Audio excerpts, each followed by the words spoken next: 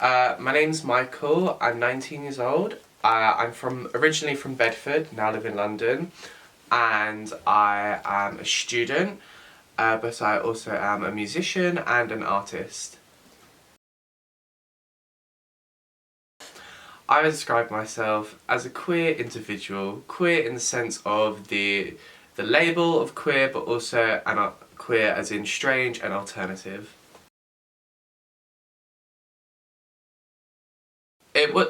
Wasn't necessarily difficult in terms of like my background and sort of like my family. However, starting, or from a young age, I always knew I was different. I would be in lower school and we had a dress-up box, and I would always be putting on the dresses. I would always want to be playing with the girls' toys.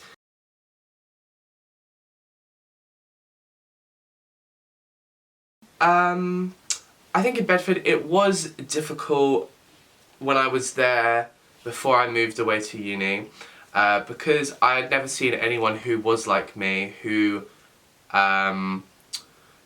sort of felt the same way as me. The fact that it's a big city, I just didn't want to be in a small town anymore. I didn't like where it was. I didn't hate everyone. That's not right. But there was a lot of people that I didn't like. I didn't want to be around. It was quite. I didn't feel like I could express myself. And I wanted to move to London because I wanted to find like-minded people.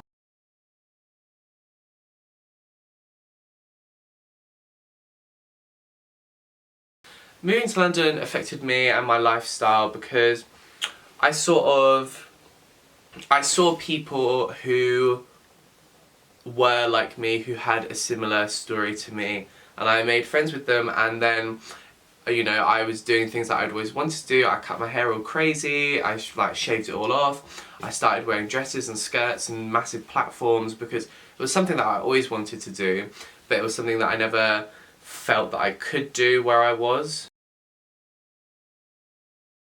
I do work. I work in a place called Cyberdog that's in Camden Market. A lot of people know it as the shop with the two big robots outside. And they're sort of from the rave culture. They started in '94, and that was definitely a big influence.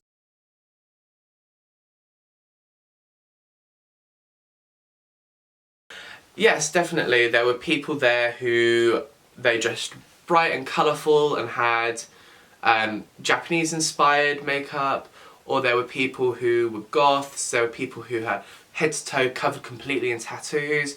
There were so many different people from different walks of life with different styles that it's so easy to slip.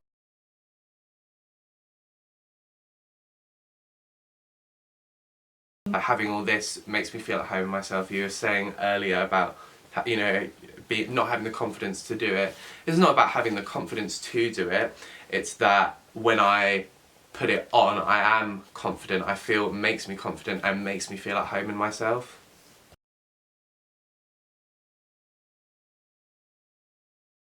So I learnt to sew over lockdown, and that was like my project. So this is one of the things that I have sewn. It has very long sleeves, and it has a sort of dress over it.